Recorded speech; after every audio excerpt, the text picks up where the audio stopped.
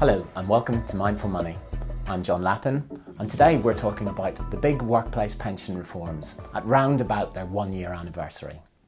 We're talking to Philip Smith, a workplace pensions expert at Buck Consultants, about the employers he's worked with so far and what that might mean for employers who have still to join up to the scheme. Hello Philip. Hi John. So Philip, how do you think auto-enrolment is going on its 1-year anniversary? I think it's actually going pretty well. If you were to sit down with the government, I think they'd be pretty pleased with progress so far. Compliance has been good, and we've seen thousands of new employees enrolled into workplace pensions that weren't there before. So all in, pretty good. But a lot of lessons that have been learned during the first year. You were saying that your company has devised a scheme with 6,000 members and you've done some calculations around that. And those calculations suggested that, not counting contributions, that it came to about £80 a member. So could you talk us through that? And also, does that apply to every employer? Will every employer be looking at that sort of cost now per member for everyone they're going to join up to the scheme? If we think about this particular business, they had something like 13 different payrolls, 2 different payroll platforms. They had weekly paid people, they had monthly paid people, they had a variety of different contracts.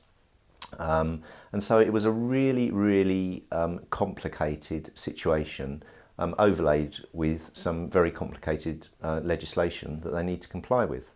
So the first thing that they really needed to do was have a lot of help around technology.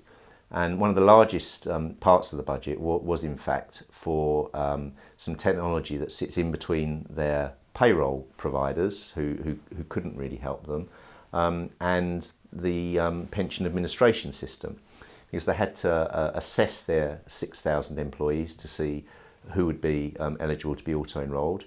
Their payroll provider couldn't deliver that, and so they needed a solution to do that and to keep all the compliance records that they needed to keep. So a significant spend on that. And then if you can imagine, they've got 6,000 people, multi-sites across the country. They needed to communicate with many different locations, some of them quite far away, across different kinds of media, online, paper, face-to-face. So there was a significant communications bill, both in the kind of the good employee relations type communications, but also the statutory communications that employers have to issue. And many employers may not yet realise, but there's a whole set of statutory documents that you have to send to your workforces as you move through auto-enrolment. And then their pension scheme needed a bit of work as well, because it needed to be made compliant. They needed to adjust the contribution rates. Some of the contribution rates were baked into employees' contracts, and so they needed legal advice as well. So there was a considerable legal bill to pay. So that's how we arrived at that £80 figure. Not an insignificant amount of money, but a good indication of the level of complexity that can arise. Okay, so if you're an employer and you're thinking, my business is a little bit more simple, so I've 1 or 2 sites or 3 sites, I've fewer employees, I may have slightly less complicated pension arrangements already. So should they be worried? Or obviously you can't say specifically about an employer, this will cost this, without taking a look at them. But should they be worried that it'll be in that ballpark of £80 a member? No, I think that is at the upper end of things. And for a lot of employers, it will be simple and a lot more straightforward. But I guess if there's one single thing I could say, it would be, don't underestimate the task of getting yourself ready for auto-enrolment. We found data is a particular challenge for a lot of employers, and we're now going through staging dates with employers coming down to around about 1,000 employees. We'll soon be down into the hundreds, but even in those with those kind of employers, data can be a real challenge. The Pension Minister, Steve Webb, is obviously very concerned about the number of people who stay enrolled, because the system is one where you have to actually say, I don't want to be in the pension, to opt out. Now, a lot of other people are also concerned, like employers might, if we're honest, not want everyone to enrol, because actually that means they have to pay smaller contributions in total. But what do you think the real number is going to be in terms of those who do stay in the pension scheme with this reform? Okay, well, with our clients at Buck Consultants so far, the experience has been very low opt-out rates. So we're looking at in the range of 5 to 10% opt-out, which I think Steve Webb would be very happy with. I think there is a broad acknowledgement that most of the employers, obviously they're the larger employers, have had more to spend on communications and employee engagement. And that might help with reducing opt-out rates.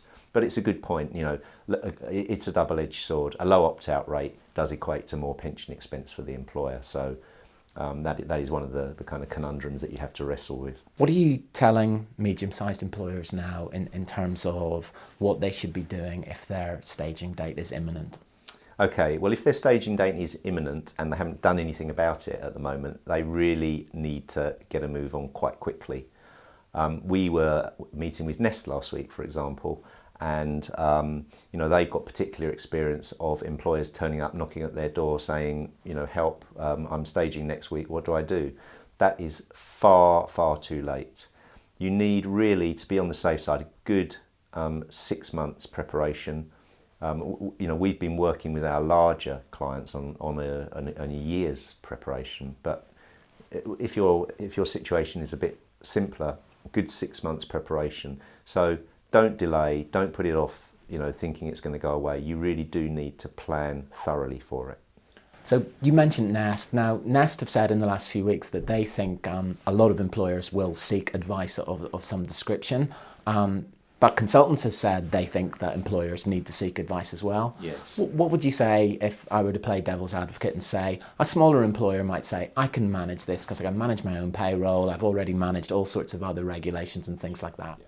I don't think I need advice. What's your argument to say, well, actually, I think you do need to think about possibly seeking advice? Okay, I think you need to define, what you think advice is, first of all, because there's a whole variety of different projects that you need to look at as you move through your auto-enrolment journey. The auto-enrolment legislation is very complicated, and once you start talking about things like postponement periods and the different auto-enrolment populations, I think it's very, very difficult for the average employer to get to grips with that. It may not be that they need a huge amount of advice, they might need just steering in the right direction, but I've yet to meet an employer that has done it completely on their own. Okay, thank you, Philip. Thank you very much.